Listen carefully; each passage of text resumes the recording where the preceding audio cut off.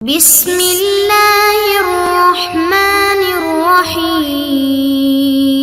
السلام علیکم معزز طلباء کرام، آپ سب کیسے ہیں؟ آج ہم تفسیر بیضاوی کے سبق نمبر 299 کو پڑھیں گے۔ آج کے ہمارے سبق کا جو عنوان ہے وہ ہے اللہ کے ہر شے کو جاننے سے مراد۔ آج کے سبق میں ہم اولاً تو وَهُوَ بِكُلِّ شَيْءٍ عَلِيمٌ پر اس انداز سے گفتگو کریں گے کہ اس کا علیم ہونے کو یہاں بیان کرنے سے کیا مقاصد ہیں۔ تو مصنف علیہ رحمہ کی قول کے مطابق، تفسیر کے مطابق، یہ وَهُوَ بِكُلِّ شَيْءٍ عَلِيمٌ یہ جملہ کس چیز کی تعلیل واقع ہوگا اور اس سے کون سا استدلال کیا جا سکتا ہے، اور پھر اس کے ساتھ ہی اس کے اوپر ایک اعتراض کا واقع ہونا اور اس کے جواب کا ذکر ہونا، اور اس کی تائید میں ایک دوسری آیت کا پیش کرنا، یہ بھی ہم سمجھیں گے۔ تو چلیے ہم بڑھتے ہیں آج کے سبق کی عبارت اور اس کے ترجمے کی طرف، اور پھر اس کے بعد اس کی باقاعدہ وضاحت کریں گے۔ مصنف علیہ رحمہ لکھتے ہیں وَهُوَ بِكُلِّ شَيْءٍ عَلِيمٌ اور اللہ ہر شے کو جاننے والا ہے اور وہ ہر شے کا علم رکھتا ہے۔ فِيهِ تَعْلِيلٌ كَأَنَّهُ قَالَ وَلِكَوْنِهِ عَالِمًا بِكُنْهِ الْأَشْيَاءِ كُلِّهَا خَلَقَ مَا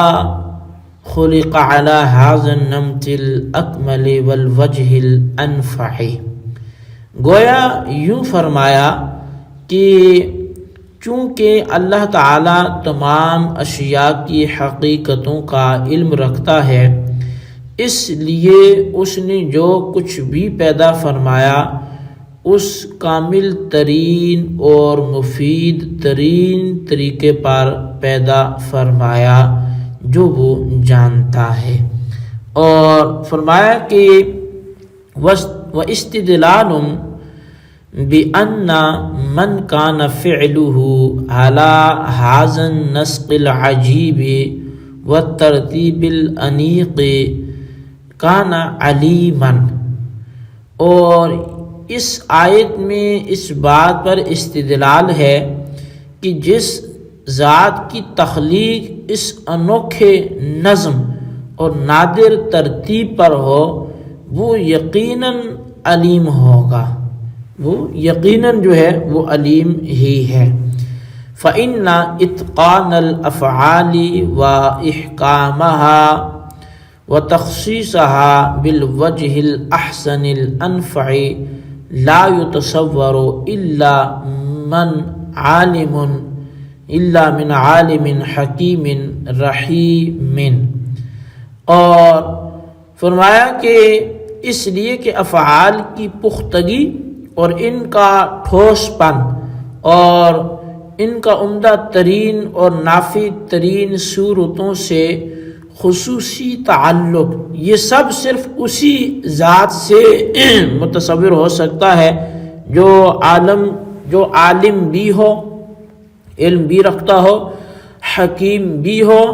اور رحیم بھی ہو۔ وَإِزَاحَةٌ لِمَا يَخْتَلِجُ فِي صُدُورِهِمْ مِنْ أَنَّ الْأَبْدَانَ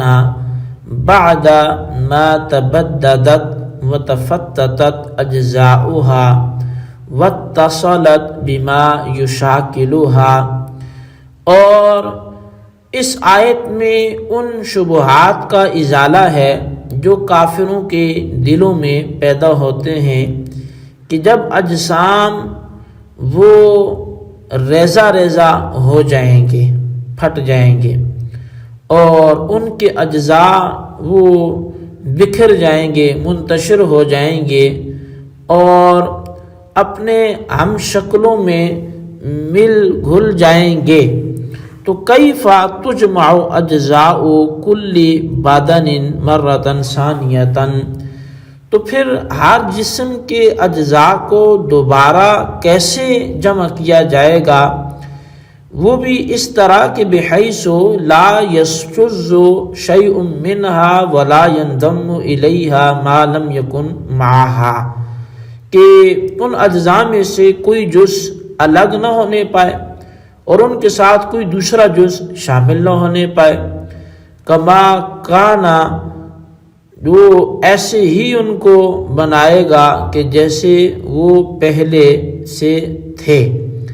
وَنَظِيرُهُ قَوْلِهِ تعالی، اور اس کی مثال اللہ تعالیٰ کا فرمان ہے وَهُوَ بِكُلِّ خَلْقٍ عَلِيمٌ، کہ وہ اللہ ہر تخلیق کا علم رکھنے والا ہے۔ جی طلبہ کرام، یہ تھی ہمارے آج کے سبق کی عبارت اور اس کا ترجمہ۔ اب آئیے ہم اس کی وضاحت کی طرف بڑھتے ہیں۔ اچھا، وَهُوَ بِكُلِّ شَيْءٍ عَلِيمٌ، یہ آیت کیا کیا بتلاتی ہے؟ تو اس حوالے سے مصنف علیہ رحمہ نے ایک بات فیہ تعلیل سے کی اور دوسری بات واستدلال سے کی، اور جو تیسری بات ہے وإزاحۃ سے کی۔ فرمایا کہ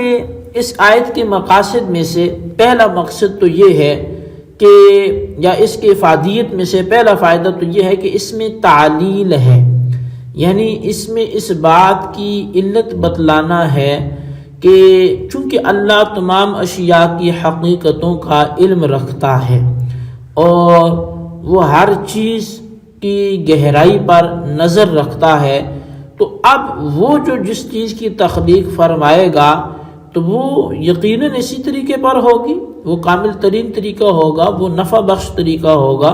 تو چونکہ پیچھے ذکر اللہ نے اس چیز کا کیا کہ اللہ نے تمہارے لیے دیکھیں زمین بنائی، اس میں میوہ بنائے، اشیاء تمہارے نفع کے لیے بنائی، پھر اس نے تم پر 7 آسمان بنائے، تو یہ ساری چیزیں اس نے پیدا کی ہیں کہ جو گہرائی تک کی علم کے حوالے سے بھی رسائی رکھتا ہے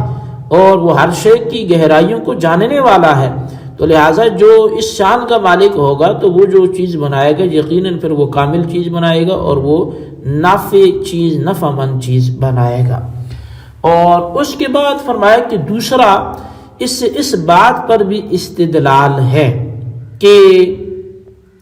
جو اس طرح کے افعال ہیں، یعنی جو ایسے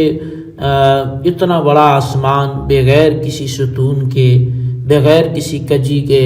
پھر اتنے بڑے زمین پر جو زرخیزی کا انداز ہے، جو اس سے رزق کے نکالنے کا انداز ہے، یہ افعال کا ایک مستحکم طریقے سے جاری رہنا، یہ نظام عالم کا ایک بڑے مضبوط انداز سے چلنا، اور یہ ایک بڑے منظم طریقے سے سب کا جاری رہنا، فرمایا کہ یہ تصور بھی نہیں کیا جا سکتا مگر اسی ذات سے کہ جو عالم بھی ہو، حکیم بھی ہو، رحیم بھی ہو۔ تو لہٰذا یہ ساری چیزیں جو ہیں وہ خود بتلاتی ہیں کہ ان کا بنانے والا وہ ہر شے کا جاننے والا اور حکمت والا اور رحم فرمانے والا ہے۔ اور پھر وَإِزَاحَةٌ سے تیسری چیز جو اس آیت سے ہمیں ثابت ہوئی، وہ جو بعض لوگوں کے دلوں میں جو بعثت بعد الموت کے حوالے سے یا احیاء بعد الاماتت کے حوالے سے جو شبہات پیدا ہوتے ہیں کہ جو بندہ مر گیا، اس کے اجزاء بکھر گئے، اس کے جسم کے ٹکڑے ٹکڑے ہو گئے، اور پھر وہ اپنے ہم مثل چیزوں سے جا ملا، مٹی کے ساتھ مٹی ہو گیا، اب اس کا کچھ رہا ہی نہیں، پھر دوبارہ سے اس کے بدن کو کیسے جوڑا جائے گا، پھر وہ کیسے اکٹھے کیا جائے گا، اور وہ اکٹھا بھی ایسے کیا جائے کہ ان میں سے جتنے اجزاء اس کے جسم سے الگ ہوئے تھے، جہاں جہاں گئے تھے، وہ واپس آ کے اسی جسم میں جڑ جائیں، اور اس کے جسم میں کوئی غیر جز شامل بھی نہ ہو کہ جو پہلے اس کے جسم کا حصہ نہیں تھا وہ اب بھی اس کے جسم کا حصہ نہ بنے۔ بھلا یہ کیسے ہو سکتا ہے؟ اب کوئی ایسی سوچ رکھے جو اس طرح کا اعتراض کرے، اس طرح کا شبہ رکھے، تو اس کا جواب بھی اس آیت میں موجود ہے کہ وَهُوَ بِكُلِّ شَيْءٍ عَلِيمٌ۔ ارے تمہیں معلوم نہیں کہ کیسے ہو سکتا ہے، لیکن اسے معلوم ہے کہ اس نے وہ جز بھی کیسے ڈھونڈ کے لانا ہے، وہ ہم ڈھونڈنے کے اعتبار سے محتاج ہو سکتے ہیں، اس کی نظر سے کچھ پوشیدہ نہیں، وہ یہ جانتا ہے کہ جو جسم سے الگ ہو گیا، وہ کروڑوں اجزاء ہوں، وہ مٹی میں مٹی ہو چکے ہوں، وہ وہاں سے بھی نکال کے ان کو جوڑنا بھی جانتا ہے، اور وہ اجزاء کہ جو غیر کے ہیں ان کے ساتھ شریک نہ ہو، ان کی امتیازی حیثیت، ان کو الگ سے دور رکھنا وہ بھی یہ جانتا ہے۔ اور فرمایا کہ اللہ تبارک و تعالیٰ کے اسی قول کی نظیر ایک دوسرا قول بھی ہے، وَهُوَ بِكُلِّ خَلْقٍ عَلِيمٍ، سورہ یاسین میں 79 نمبر آیت میں، جو اللہ تبارک و تعالیٰ نے اسی والے سے فرمایا کہ اللہ تعالیٰ ہر تخلیق کو بھی جاننے والا ہے۔ جی طلبہ کرام، یہ تھی ہمارے آج کے سبق کی عبارت، اس کا ترجمہ، اس کی وضاحت، اس کو اچھی طرح سمجھیں، اس کے خلاصے کو اپنے رجسٹر پر لکھیں، بالخصوص سوالات کے جوابات بھی دیں۔ سوال نمبر 1 یہ ہے کہ فیہ تعلیل، ان سے کیا معنی حاصل ہوئی، وضاحت کریں، اور سوال نمبر 2 یہ ہے کہ وَهُوَ بِخَلْقٍ عَلِيمٍ سے کس چیز پر استدلال کیا، وہ بھی تحریر کریں۔ اللہ تبارک و تعالیٰ سے دعا ہے جو کچھ ہم نے پڑھا سنا اسے یاد رکھنے کی توفیق نصیب فرمائے، آمین بجاہ النبی الامین صلی اللہ علیہ وسلم۔